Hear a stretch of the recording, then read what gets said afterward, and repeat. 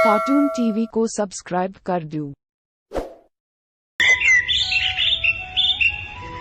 पापा देखो मैं जीत गई। अरे वाह, मेरी बिटिया टॉफी लेकर आई है। टॉफी नहीं पापा, इसे ट्रॉफी कहते हैं।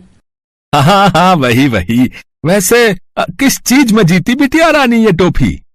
पापा वो स्कूल में ना मेहंदी लगाने की प्रतियोगिता हुई थी। पता है, सारी लड़कियों में सबसे अच्छी मेहंदी मैंने लगाई और इसीलिए मुझे ये इनाम मिला है। ये है राधे श्याम और उसकी बेटी कोमल। राधे श्याम गाँव में रहने वाला एक सीधा साधा किसान था। उसकी पत्नी का नाम सरला था। राधे श्याम अपने परिवार का पेट पालने के लिए बहुत मेहनत करता था। सरला घर संभालती थी और कोमल 12वीं की पढ़ाई कर रही थी। कोमल को मेहंदी लगाने का और मेकअप करने का बहुत शौक था।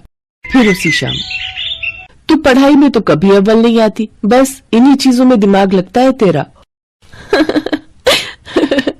तो क्या हुआ माँ, पढ़ाई में भी ठीक ठाक नंबरों से पास तो हो ही जाती हो ना। देखो तो कैसे पटर पटर बोलती है। सुन रहे हो आप? रहने दो जी, आप क्या सुनोगे, आप ही ने तो बिगाड़ कर रखा है इसे। हाँ भाई, तो क्या गलत किया है? अच्छा कोमल बिटिया, तुमसे एक बात करनी थी। हाँ पापा बोलिए ना। बेटी वो बगल के गांव में अपने एक जानने वाले हैं राम स्वरूप जी, आज मिले थे, तो वो तुम्हारे बारे में पूछ रहे थे। पर क्यों? अरे पगली, अपने बेटे से तेरी शादी करवाने के लिए, और किस लिए? शादी? पापा मुझे भी आपसे एक बात करनी है। हाँ बताओ बेटिया।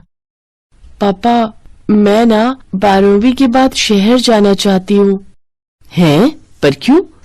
माँ मैं ना शहर जाकर ब्यूटिशियन का कोर्स करना चाहती हूँ और फिर कोर्स करने के बाद वहीं शहर में ही एक बढ़िया सा ब्यूटी पार्लर खोलना चाहती हूँ। पर बेटिया इस सब में तो।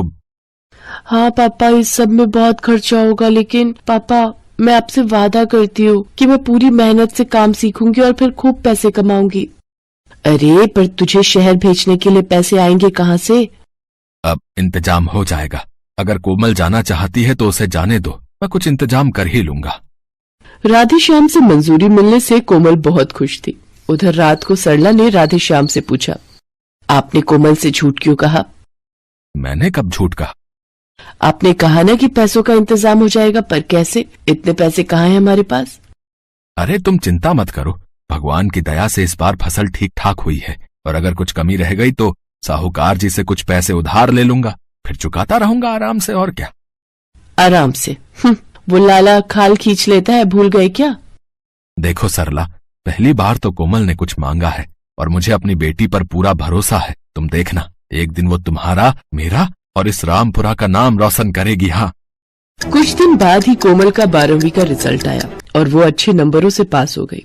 फिर उसने शहर में एक अच्छे इंस्टीट्यूट में ब्यूटिशियन के कोर्स के लिए एडमिशन ले लिया। राधे श्याम ने अपनी पूरी फसल बेचकर और कुछ पैसे उधार लेकर सारा इंतजाम किया। कोमल अपना सपना साकार होते देख बहुत खुश थी, तो उसे खुश देखकर राधे श्याम और सरला भी खुश थे।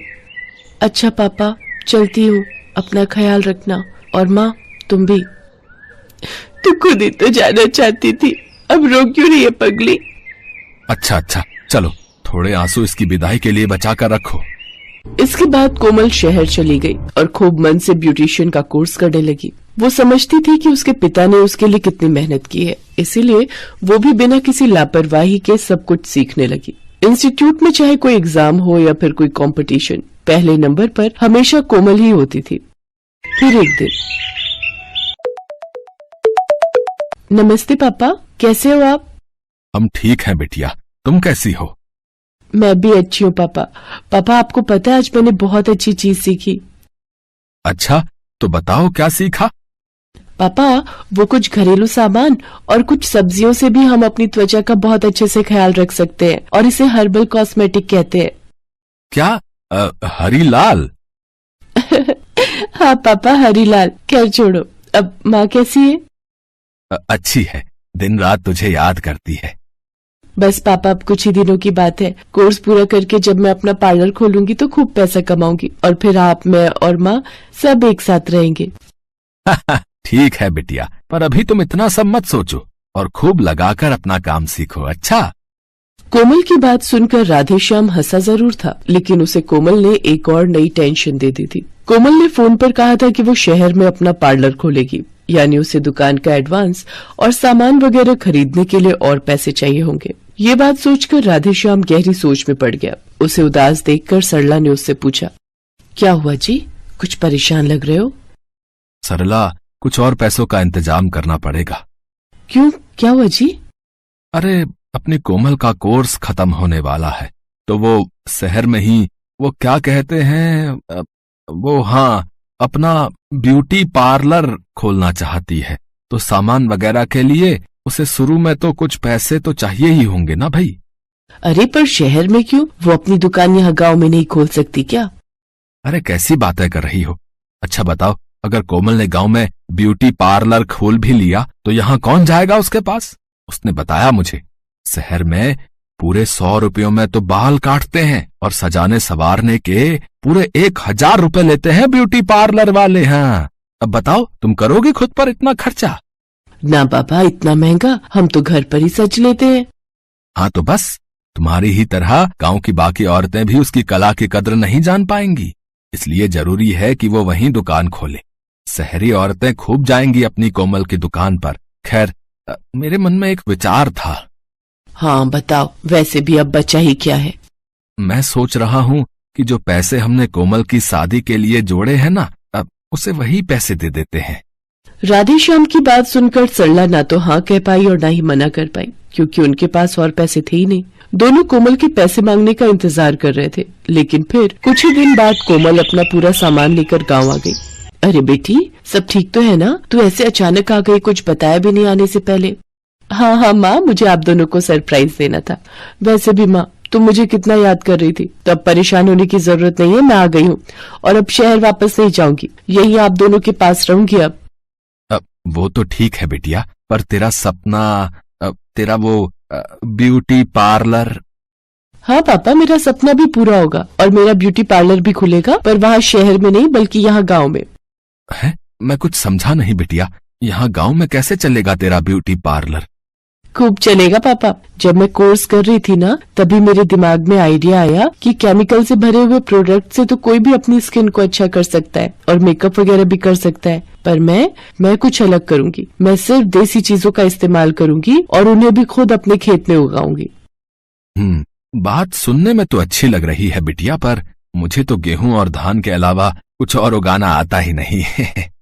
पापा उसकी टेंशन मत लो आप, आपकी होनहार बेटी अब सब सीख कर आई है। हम अपने खेत में एलोवेरा, मेहंदी, हल्दी, गुलाब जैसी कई चीजें उगाएंगे और इन सब से मैं खुद अपने हाथों से ब्यूटी केयर प्रोडक्ट बनाऊंगी, जो असरदार भी होंगे और सस्ते भी। फिर आप देखना, यहाँ गांव की औरतें भी मेम साहब बनकर निकला करेंगी अपने घरों से। वो सब तो ठीक है, पर बिटिया, गांव की औरतें तुम्हें अपनी मेहनत की सही कीमत नहीं दे पाएंगी। यहाँ तुम्हें कोई फायदा नहीं होगा। अरे, तो ये किसने कहा कि जरूरतें सिर्फ शहरों में ही पूरी होती हैं? अगर अच्छी चीजों के लिए गांव के लोग शहर जा सकते हैं, तो शहर के लोग गांव भी आ सकते हैं पापा। बस जरूरत ये है कि हम वाकई लोगों को वो क्वालिटी और सर्विस दें, जिससे लोग सीधे हमारे पास ही आए। और वैसे भी अपना गांव शहर से बहुत ज्यादा दूर नहीं है पापा। अगर मैंने जो सोचा है वो ठीक से कर पाई तो आप देखना, यहाँ गांव में ही क्या करके दिखाऊंगी। अगले ही दिन से कोमल और राधेश्याम जी जान से अपने खेत में जुट गए। कुछ ही दिनों में उनके खेत में हर वो चीज मौजूद थी जो स्किन केयर या मेकअप के काम आ सकती थी। कोमल ने अपनी शादी के लिए जोड़े गए पैसों से अपने घर को एक पार्लर का लुक दिया, जहां लोगों को वेटिंग में बैठने के लिए कुर्सी नहीं बल्कि खाट दी गई थी। गांव की औरतों को कोमल का ग्राहक बनने में समय नहीं लगा, लेकिन कमाल की बात ये थी कि हर्बल पार्लर की खबर सुनते ही शहर से भी बड़ी तादाद में लड़कियां और औरतें रामपुरा गाँव आने लगी, जिससे कुछ ही समय में कोमल की अच्छी खासी कमाई शुरू हो गई और बहुत तेजी से सब कुछ बदलने लगा। मैंने कहा था ना पापा, अपना पार्लर खूब चलेगा। हाँ बेटिया, सच में तुमने कमाल कर दिखाया। सरला, देख रही हो अपनी बिटिया को? जितना मैं 6 महीने में नहीं कमा पाता था, उतना इसने बस 1 महीने में ही कमा कर दिखा दिया। राधेश्याम खुशी के आंसू लिए वहाँ से चला गया और गांव की चौपाल पर अपने दोस्तों के साथ बैठकर बात करने लगा। तभी वहाँ एक बड़ी गाड़ी आकर रुकी। उसमें से एक महिला ने राधेश्याम से पूछा, सुनिए अंकल, ये कोमल का गाँव है ना, वो जो? हाँ, आप बिल्कुल सही जगह आई हैं। आप आगे से दाएं चले जाइए, कोमल बिटिया का हर्बल ब्यूटी पार्लर वहीं है। कोमल ने न सिर्फ अपने माता पिता का नाम रोशन किया, बल्कि अब तो रामपुरा को भी उसके नाम से ही जाना जा रहा था। लेकिन ये जीत अकेले कोमल की नहीं थी, बल्कि उस विश्वास की भी थी जो राधे श्याम को हमेशा से अपनी बेटी पर था।